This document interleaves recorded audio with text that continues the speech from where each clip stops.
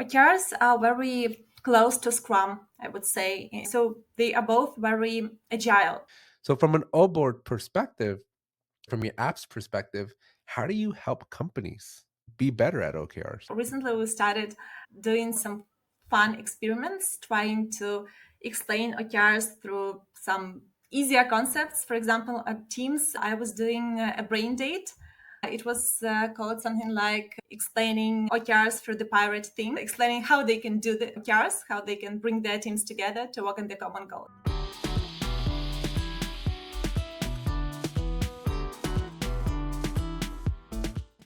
If you're struggling with manually reassigning your issues every time someone goes on vacation, well, don't struggle anymore. Today's video is sponsored by my good friends over at Resolution, and their out-of-office assistant for Jira and JSM will take care of this worry for you. Check them out and using the link in the description down below. Hey everyone, welcome back to the Summer of Atlassian. Today I got Margo from Oboard, and we're going to be talking a little bit about their company, their app, and getting to know Margo a little bit more. Margo, you and I, we've had some conversations for a while now, and I never in a million years thought that we would run into each other. I never in a million years that I think that someone would be like, "Hey, Alex, you owe me a conversation." Yeah, basically, like I've joined the Atlassian ecosystem not that far ago. So I've joined Oboard in autumn, and I've been using Atlassian products for a while, but I've never worked so close to them. And yeah, I want to give you a compliment because I was watching your videos. You have a great YouTube channel. You have great explanations of how things work, and really, you are one of the people that are doing so much of the education. Really, I admire you, and I'm really happy to meet you today. Well, I mean, this is the second time we meet, right? Because I was so happy meeting you at Teams. I never would have expected to see you at the info session. So I know we got some questions we want to talk about, but I wanted to start there at the info session. How did you find out about Seabird's info session? How did you get mixed in with that, and how'd you end up Yeah, there? so basically, we have an interesting situation at Oboard. We're not a huge company, and we're getting a lot of customers from different solution partners with whom we did not have a lot of conversations. With some of them, we did not have any, but we're getting like customers from them. And basically, why I joined the event, one of the main reasons to join the event, except just studying and learning more, was to meet with the partners to, introduce ourselves, to share information how we can help customers, how we can support our partners to build these valuable connections and stuff like that. And what I really liked about the info session is that they had, a good mixture of some educational content and customer case studies, and at the same time, they were networking. So as you remember, at the very beginning, they had this small uh, sheet of paper with questions where you needed to find different Yeah, like a people. bingo. Yeah, it was a bingo game that we had to go Yeah, find. it was great. Like you were you had a reason to talk to people. You were just looking for people who did some activities within Atlassian. For example, people who are for the first time at the event, or people who are for the second time of the event. There was a question like find people who haven't seen Ted Lasso before and stuff like that. Had you seen it before you went to Teams?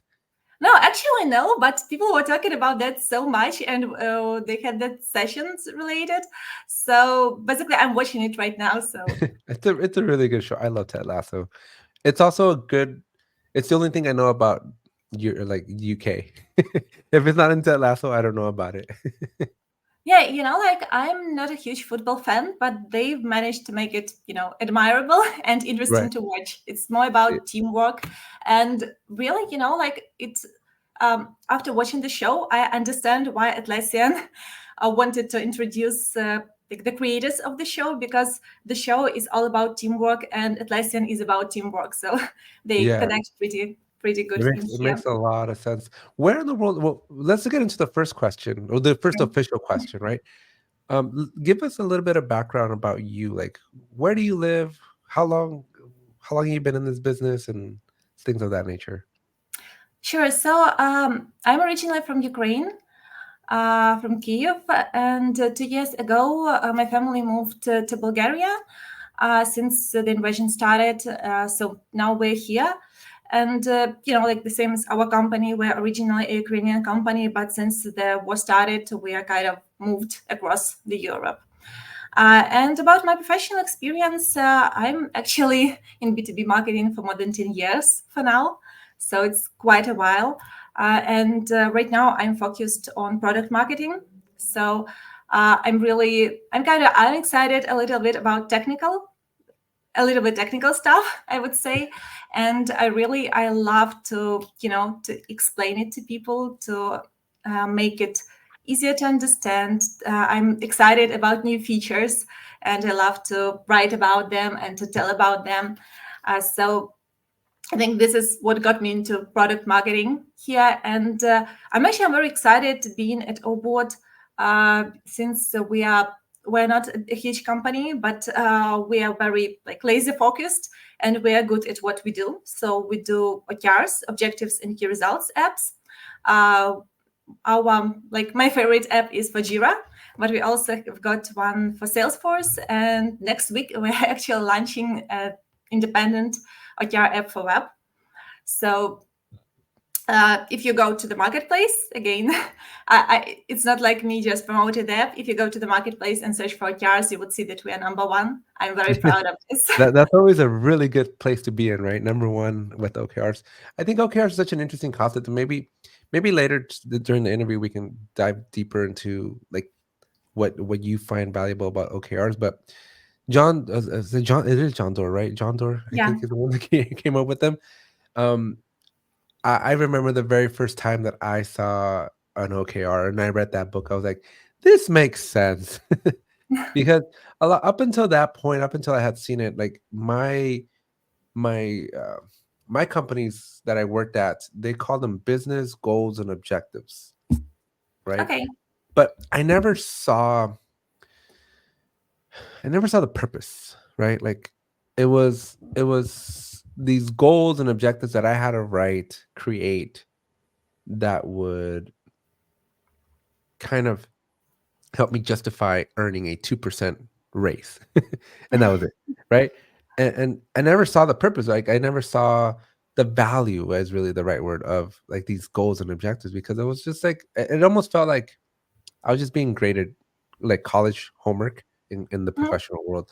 But when I got introduced to the concept of OKRs, like I was like, well, this is interesting because you're not really trying to measure yourself at a small scale, but rather you're trying to grow, right? You're trying to build something bigger than yourself, and you're trying to push yourself, right? You're trying to stretch yourself, and Have and I, you enjoyed like your first OKRs, putting them together, or was so it like that? I think I enjoy the concept of an OKR. Where I think I struggle the most is I don't think companies know how to implement OKRs. Unless you're like a Google or these companies that founded it. I think too many companies have tried to adopt it, but still fall to the old way, right? Because I see OKRs, right? Like especially now in this like more economy where we're tighter, right? Like the budgets are more tight, right? OKRs embraces you to take risk, right? And embraces you to kind of go into the unknown, to kind of see like what is possible out there, right? It's not just like it's not just like, hey, shipped 1,000 items of this, right? Like that's cool, but it's a little bit deeper, right? It's sometimes a little bit more profound. Where I think a lot of business owners sometimes aren't ready to take that risk. So I personally haven't seen a company do OKRs. I think the way John Doerr wanted them to be done, but I see a lot of companies try to get there, which I think is part of the journey, right? Yeah, definitely. Like we we create OKR software, and we should be like excellent at OKRs, but we're still learning. Each cycle when we like reset and reflect on the previous one, there is so much stuff to learn about them. We still have no new findings. We introduce new approaches to the team. We try to do it differently. We experiment of how we're using our tool also internally. So what else we can do with this? And if I share some personal details, my first, I would say my first impression of OKRs wasn't that good as yours, and I have met OKRs before Oboard. It was at one of my previous companies, and it was, these were OKRs that were done all way wrong. I remember that at a company there were a lot of management changes. New CMO arrived to the company, and there was like a huge company-wide presentation when CEO said, guys, from this year we're starting to do OKRs, and the first OKR for the marketing and sales team is to double the revenue for the next year, during the next year. So it was kind of I remember that everyone was so much frustrated. People was thinking, "Oh my God, what should we do?" Like, uh, there is like not really a high probability that we would do this. So would we get fired, or what? But What would happen? but that was the point, right? That was the whole point of the OKRs, was like the probability is low, right? Yeah. So like, we've never done it before. It was it was ambitious. Like, ours should be ambitious, but we did not have like training before. We did not have like specific tools. And I remember we were so frustrated, and it was really, and the Scary. company haven't managed to do this, and it caused like major team frustration. And it was interesting actually when I was started talking to Oboard, and the guys explained me how they do OKRs internally, how they do it for the customers. And I thought, well, like it sounds interesting. Like I should learn more about this. But yeah, OKRs could be painful. They're never easy. They should be ambitious. So you shouldn't just put another goal. I don't know, like to keep. You should not just keep in the same volumes or the same pace. You should do more. But you should you should keep the balance, and you should support and educate people. Otherwise, Mhm. without internal support, they will definitely fail. Yeah, but like OKRs though, like I think if we take a step back, or take a abstraction of it, right? Like Yeah. fundamentally, businesses need a North Star, right? So I think companies need like a purpose. They need a direction, and the teams, the companies, the employees, everybody has to kind of know where they want to go. And OKRs, I think, help with that, right? Because they're an aspect of like, hey, here's our objective. That's the O in OKRs, right? Here's our objective, right? Here's our North Star. But I think the novelty of what made the OKRs stand out to, again, I'm using Google because I think that's usually the best example in my opinion. At least it was up until 2 years ago, where Google started firing everybody, right? But but the objective was like, here's something crazy, something bold. Maybe bold's the right word that we want to use here. Ambitious is what you said, right? And here's some key results, right? Here's kind of how we'll measure if we got there or not. But I think where a lot of companies trip, where they make the mistake, is that if they don't get to that objective, it's punishable. And I don't think that was the spirit of the OKR, right? The spirit of the OKR was to, again, stretch yourself, push yourself, like think outside the box, right? But businesses, usually, from what I've seen in my career, my experience, like to be in the box. They like to be so far in the box that they know everything, right? That every variable is defined.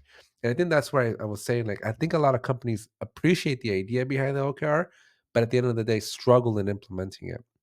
So, from an O board perspective, right, from your app's perspective, how do you help companies be better at OKRs? Is that something that's a mission statement for you guys? It definitely is like one of the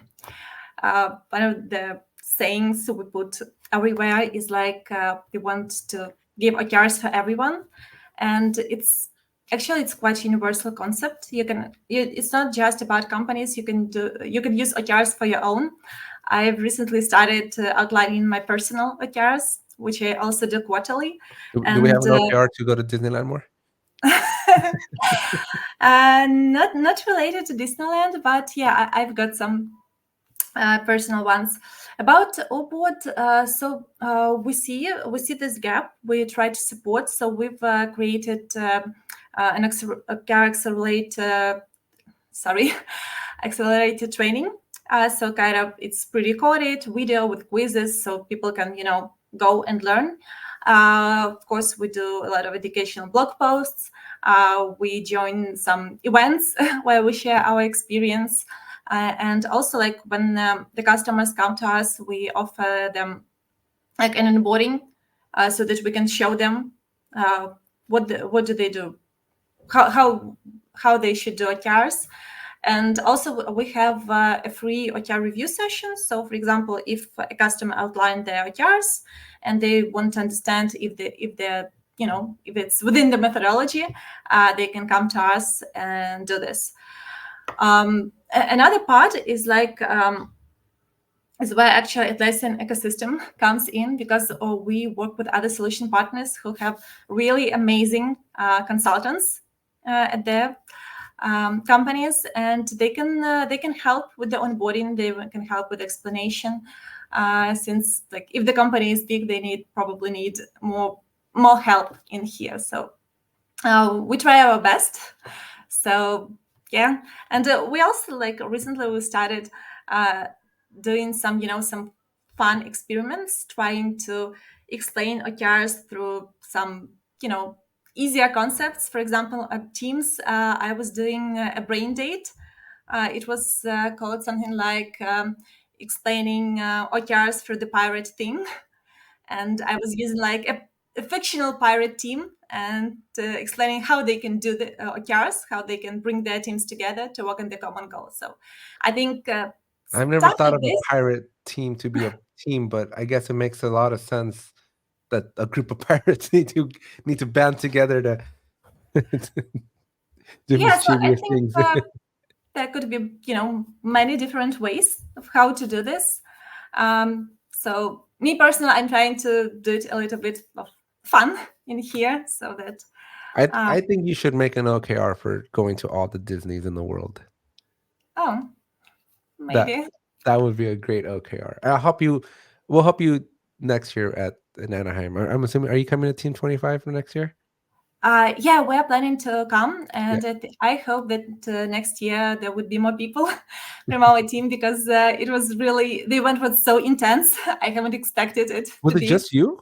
Was it just you that came? It was me, and it was our CEO, and we discussed that we need at least 4 people in there. Did Since you guys have a booth? and not that year, we're like considering for the next one.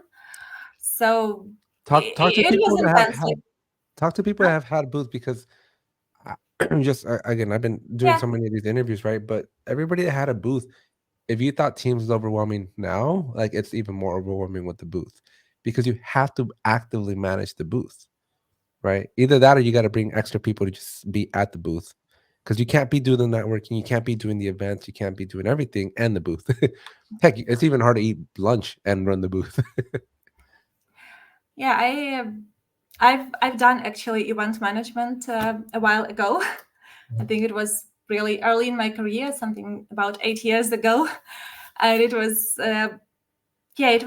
it was hard, and we had a bigger team than at the last At Oboard. conference, but we managed pretty good.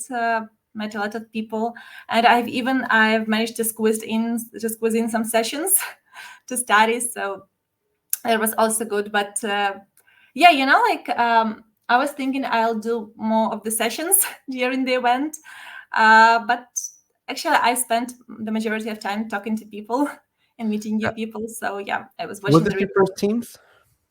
Yeah, it was the Okay, first ones. that's how my first team was. I went in, I set up my schedule, I had all the sessions, and then and then and then I just stuck around the expo hall the whole time, just Oh, walking around in circles and circles and circles.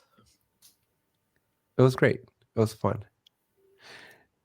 Couple questions. You're not a community leader, right? You're no. just like a solution partner. So so I don't know if you know this then, right? Because you probably wouldn't, because you're not a community leader. But there's like a whole outside of the conference, right? From a community leader's perspective, there's a lot of events that Atlassian puts together for that special group of people that are contributors to the Atlassian ecosystem, I would recommend you look into it because a lot of partners are community leaders, right? Especially like if you live in a city where there's a lot of Atlassian interest. Like, what city do you live in today? So now I live in Varna in Bulgaria. So Okay. I saw actually the community in Sofia. So, and I was thinking of like, well, I probably should check out one of the events and You go there. should. You should Yeah. because they're interesting, right? They give you a different perspective and a lot of it's a great way to get like Oboard's brand out there, right? Going to these local events. I don't know how far, I don't know how big Bulgaria is and how far those events would be for you, but I'll put local in air quotes, right? But it's a great way to again do continuously network. Your customers come over, right? Because it's people that use the Atlassian tools that come to these events. But then there's also there's opportunities for like Oboard to be an active participant. Maybe you can do a presentation on OKRs, right? And it's just a great way to interact with the Atlassian community. But anyways, I was telling you that because some people go beyond just going as an attendee, but actually help coordinate the events. And when you do that, Atlassian then has special courses and special days and events at the team conferences that I fell in love with because it was the first time I got to participate this year.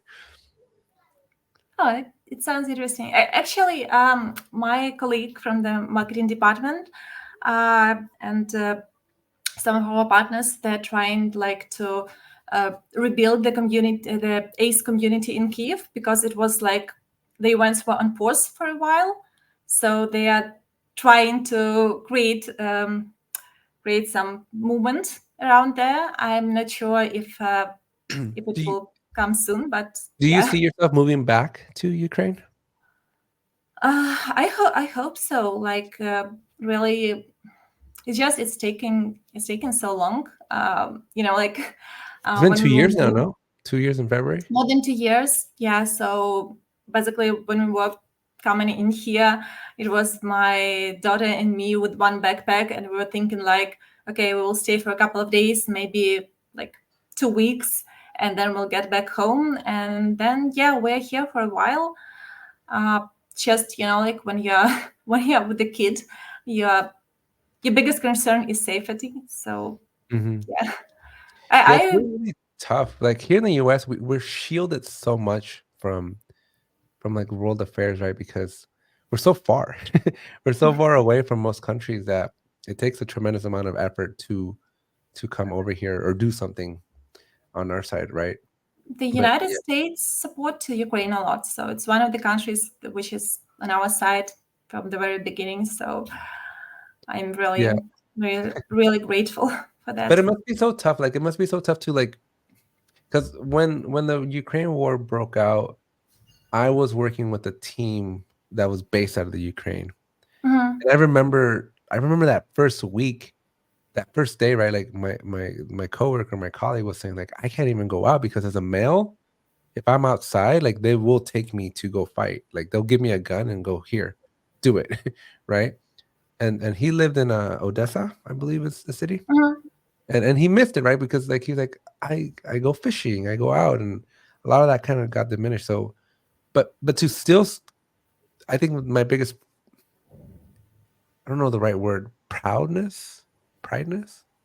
What I admired the most about like folks like you, right? Like it's like your world is ripped apart, but the show must go on, right? Like you still have to work, you still have to be present, and make a living for your family. So like, my hats off to you and everybody else that's been having to go through this horrible time, right? Like you have to still keep doing the good work just to keep because life keeps going.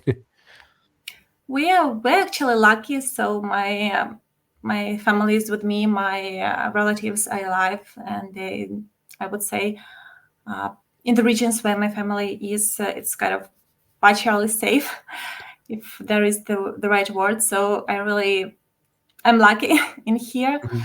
and but yeah, I'm coming. It's not like I'm coming home soon. So in August, I will visit my relatives there. So some like it's kind of tough because on some days when there are no sirens, it feels like life got to normal. You walk across the streets and everything is working.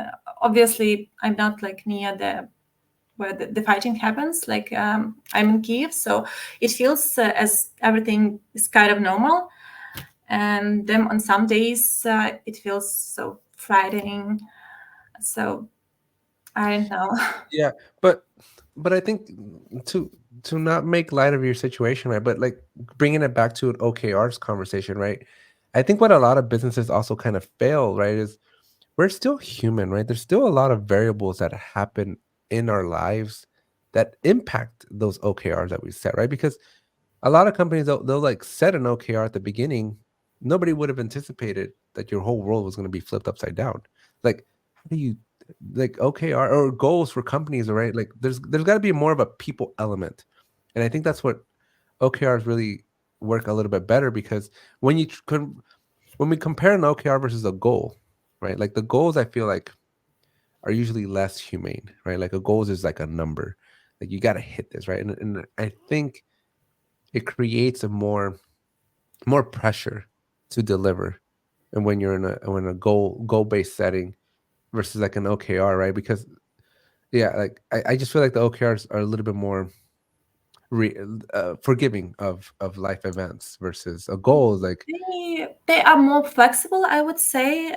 And I think, like OKRs are very close to Scrum, I would say. So they are both very agile. So uh, let's say if we're talking about Scrum, we are not like planning the whole huge project and doing it step by step exactly on how we planned. We're doing it like in small iterations. We look what's working out, and then we proceed depending on that. And with OKRs, like the classic cycle is 3 months. So it's enough to try something out. But if something is not working, you are not like waiting for the whole year to understand that something is not working. You can adjust, and you can still adjust in the middle of the cycle. So that is, yeah, I like this flexibility. I like that they are not set in stone. They are just like written in the pencil rather. right. I Uh, like that, an OKR written in pencil. I think it was Philippe Castro, if I'm not mistaken, one of the great, another great author writing about OKRs. Um, he was saying something like that. But yeah, so OKRs again they can be different. So as John Doerr says, you can have three types of them generally. So you can have your huge aspirational OKR when you understand that okay, this is a moonshot. You would probably not get there at once. It would take a while, but getting a progress there, it's significant already. Like if you get like 70-80%, it would be amazing. So this kind of OKR, there are kind of committed OKR where you need to do this. It's just to survive in business. You need to accomplish it. It's very important for a business. And there is kind of learning OKR. For example, in marketing, we're doing a lot of learning OKRs. So let's say we want to experiment with a new marketing channel. So we put it as a learning OKR. We set some basic measurements, some health metrics for this to understand if it's working or not. And then we move on. So again, it's so flexible. So you can have kind of different OKR for each situation. You can have it like super ambitious and audacious and bold, and you can have it like committed, and you can have it like an experiment as well. So, and blending all this together, it's creating quite a good collection, I think. Yeah. That's awesome. Getting back to that script of ours, what was your first memory within the Atlassian ecosystem? How long have you been in the Atlassian ecosystem? Yeah, so the first time, I think it was at my first job. I was working at a big outsourcing company. We're doing different projects, and everything was so much complicated there. I've just joined, and I remember that I needed to put a task for a design team to do some marketing materials, and we were not using Jira for the marketing team. But to put a ticket for a design team, I needed a Jira account. I needed to set it up. I needed to put a task. I was like looking into some guidelines, and I was thinking like, oh my god, it's so complicated. Like how people do this? What does it mean? What kind of task should I create? Like, should it be what does it mean at all? So I think it took me at least an hour to put a short issue, but then like it started working out smoothly. So on one of the jobs, we were like launching a new corporate website, and obviously we were having development team, and I needed Jira to manage them. So it was known already, but I had support from the product team with the setup, and then we also actually been using a lot of Trello at my previous jobs. We And not we only don't use the word Trello here. Just kidding. I'm totally kidding. no, but it's a quiet. Why not? It's kind of Uh, part of that lesson for now. well, this is not for the Jira Life, but it's the Jira Life, not Trello Life. Okay. It's an inside joke. Do you know Brittany Joyner?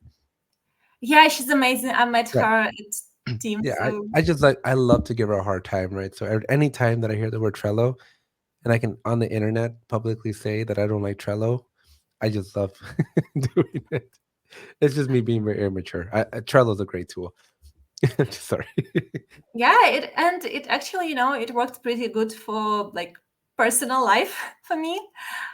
So I think I've tried it at work many years ago, and then I've started using it for myself, for my personal projects. And we even when we were planning our wedding with my husband, we were using Trello board for that. So we had everything related to the guests, to the ceremony, all that stuff. We had that in Trello. So it was it's a great tool. It's not Jira, it's not that sophisticated, but it does what it needs to be done. So. Brittany and I came up with this analogy of, have you played Super Mario World on the Super Nintendo?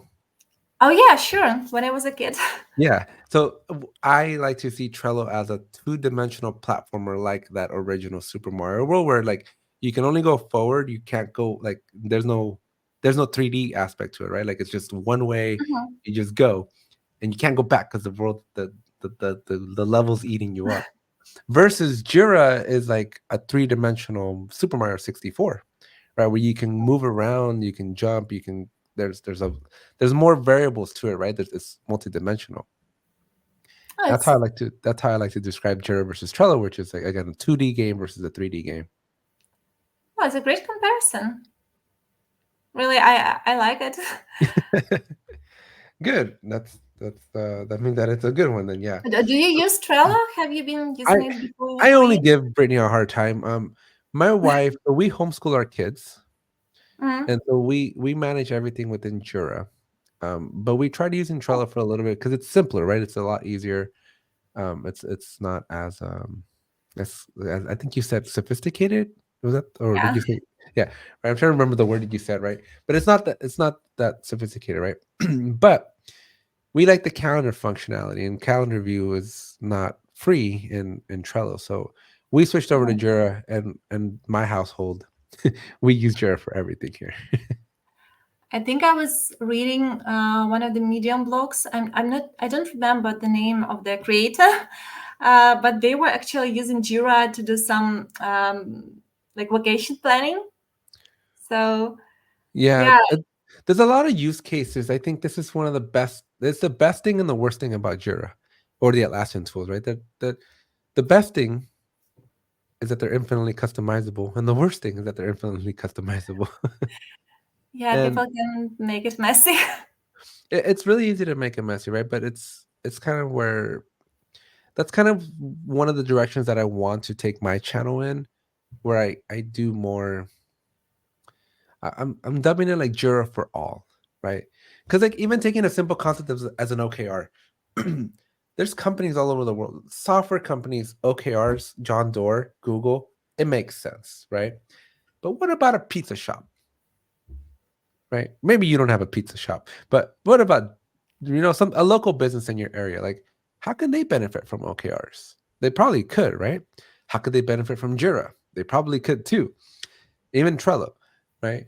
But they don't know about it, right? There's not a lot of talk about how do we use these tools outside of the domain that they're really popular in, right? And that's kind of where I'm spending a lot of my energy today is figuring out like how do I help that local business that doesn't know about Agile, doesn't know about OKRs, doesn't know about Jira. How do I help them, right? Because Jira really is for all, right? Like there's so many applications. Like you said, you had well even with Trello, right? You had your wedding, right? We do the homeschooling. So many different ways to do it that I think it could help more people than currently use it. It definitely is. And yeah, but like a lot of people kind of they struggle with the technology. They do not try. They just think it's like it's way too complicated. It's like when I'm talking to my parents, they often ask me for some stuff like, "Hey, can you book a hotel for us on Booking for our next stay, or can you help us buying like tickets?" And my mom is a doctor, and when they got like an electronic system to track the patients and all the information, she was struggling so much with this, and she was like, and I was saying like, Mom, it's efficient, it's cool, you don't need to write everything by your hand, you can print it out at any time, you can access it at any time. And she was like, oh no, it's so complicated, like typing takes so much time. Like, and it's not always about the age, it's just about the attitude for people. It often gets hard for people to learn the new technologies. So I would say yes or no. I would say it's a mental thing, right? And again, bringing it back to the OKRs for you guys, right? I Mhm. think what makes your app great is that ease of use, right? Because anybody can make the argument that OKRs are scary too, and that OKRs are like, I don't want to touch OKRs because I'm like, we got to go read a book first to learn how to use an OKR, right? And it could be a big turnoff. But when you have a great experience, right, when that barrier to entry is low, and you make it intuitive, kind of like what your app does, then it makes it easier, right? It makes it a lot easier for people to adapt and learn and want to be involved in it. And I think that's also what Jira does well too, right? Because maybe Trello. Let's just take Trello for the common folk, right? Because Trello is this thing where in a matter of minutes you're in and you're being productive. But I think a lot of people, a lot of companies, they're engineers building products. They forget that the end user is not an engineer, right? And so it could be scary and overwhelming. And like with my mom, I struggle with the same thing, right? Like my mom, she hates new technology. She hated like Facebook. Now today, she can't imagine her world without being able to do like the messenger thing and talk to people all over the world. But I think half of it, like I said, yes or no, right? It's I think half of it is like you need easy to use products that are designed for everyone, and then you also need to be willing as a user, willing to just stretch yourself a little bit, right? It's not that scary once you click. yeah, it is. Like my again, like getting back to the family example, my grandmother, she's almost 90 now, and like a couple of years ago, I was like convincing her um, like to get a smartphone instead of that old phone. Now she gets two of them, a smartphone and an old phone, in case the smartphone stopped working. Yeah, and she was like against it so much, and now she's watching TikToks and she's on Facebook, and yeah, like people really can learn it. It's just you need to help them and to remove the barriers. And actually, we are trying to do the same with the app. So we are trying to keep things simple. There are a lot of great OKR tools out there. What we're trying to do is to make it very intuitive and easy to use for people. So Yeah. you get Did into you the want to give tool, us you a see, demo? yeah, Did you want to give us a demo? uh, yeah, we can. Like, let me check. I'm. Can I share my screen right Yeah, there's on the very bottom there's a little now? present. And while that's loading up, you got to tell me how is it that you partner up with an all Spanish speaking team and go see life?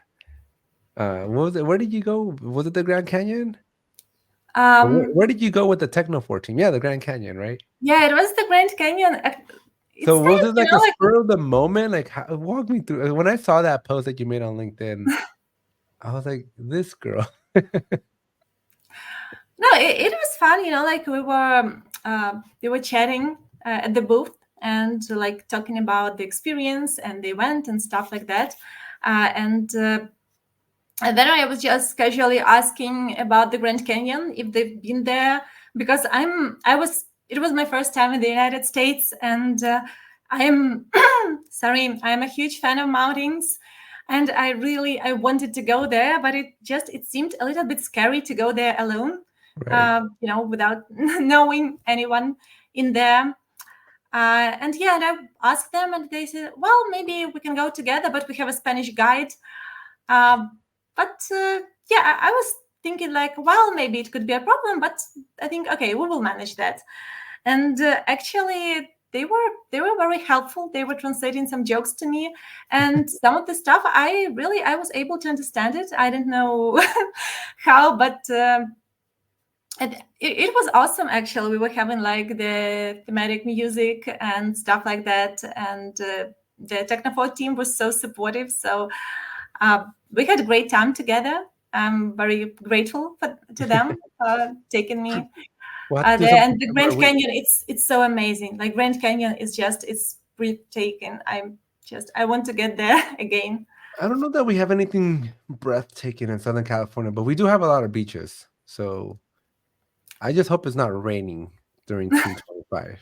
But anyways, Yeah, uh, we are having beaches here in Varna as well. So I'm living 15 minutes from the sea. And a lot of people, as you mentioned earlier to me, a lot of people come to California for vacation, and a lot of people come to Varna for vacation because it's kind of it's a nice place. You have a huge park, you have sea, and generally, I don't have a lot of time to go there. So yeah, no, that's there was a period of my career where I moved to St. Louis, Missouri, which is in the middle of the United States. Mhm. And I had all this vacation time, and I was very new in my career. I was like 2 or 3 years into my career, and I remember my coworkers were like, "How do you have so much vacation time?" I'm like, "Because I used to live where everybody takes vacation to go to, right? Because if I want to go to Disneyland, it's 5 minutes away. We have Oh my another God. theme park. Yeah, we have another really big theme park within 10 minutes, and then the bigger parks like Universal Studios, SeaWorld, some of these Legoland, those parks are like within an hour to an hour and a half away. So it's easy for me to just wake up at 7 a.m. on a Saturday and go to a theme park. And I don't need to miss work, right? It's easy for me at 5 p.m. to go to Disneyland that doesn't close until midnight on a Friday night, Oh my God. right? So it's very easy, and it's easy for me to Okay. like go to the beach, go to concerts. We have like all the sports and stuff here in LA area as well, right? So I don't take vacations because I don't feel like I need a vacation because I just go in the afternoon somewhere.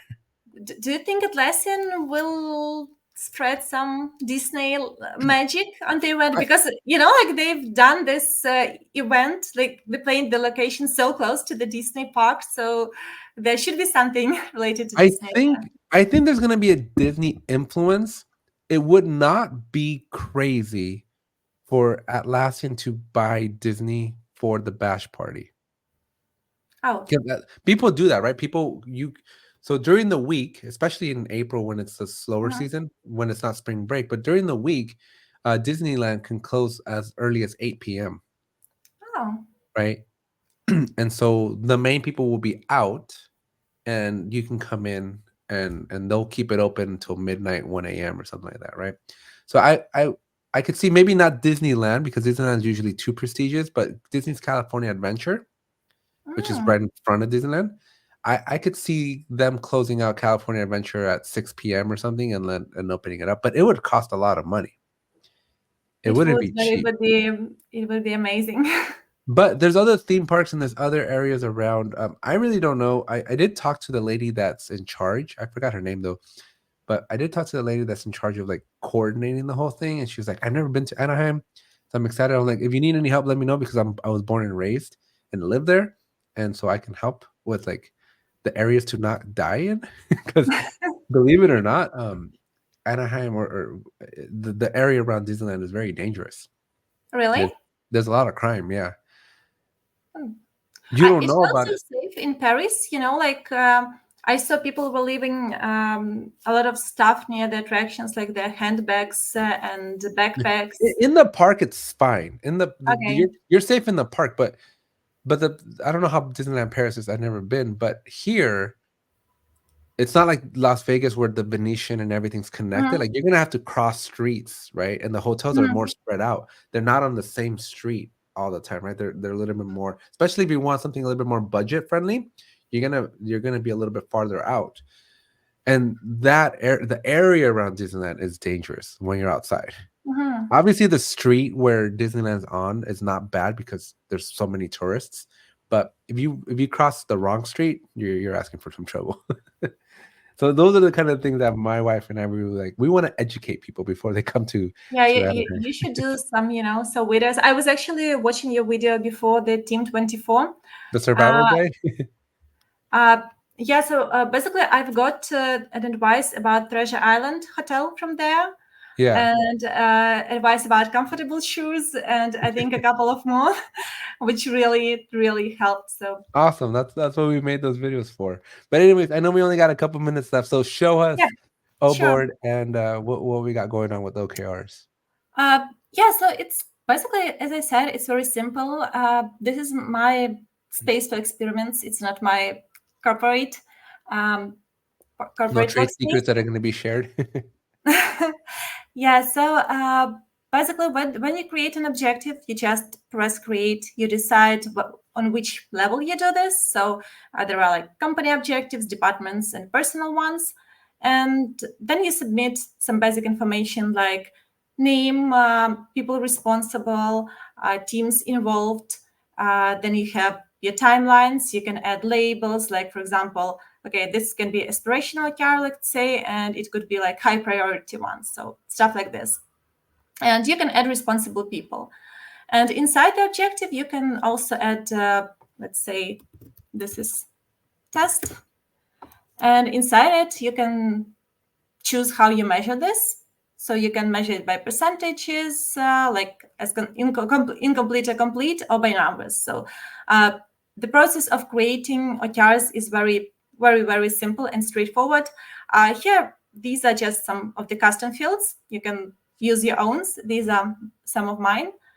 And the best things, they actually happen when you already created your OKRs, since you can organize them in such a great way. So let's say when you're brainstorming your OKRs, you can go to the strategy map and you can organize everything in there, see the dependencies. You can use like this future backlog period. You can plan it, brainstorm into with your team, and then move into the quarter you're working in. Now, Yep. is this connecting to Jira so you can get the statuses of Jira tickets to help you Yeah, update? yeah, of course. So let's say if we go to the another view here, if we go to the roadmap, you would see, let's say we're choosing the first interval in here.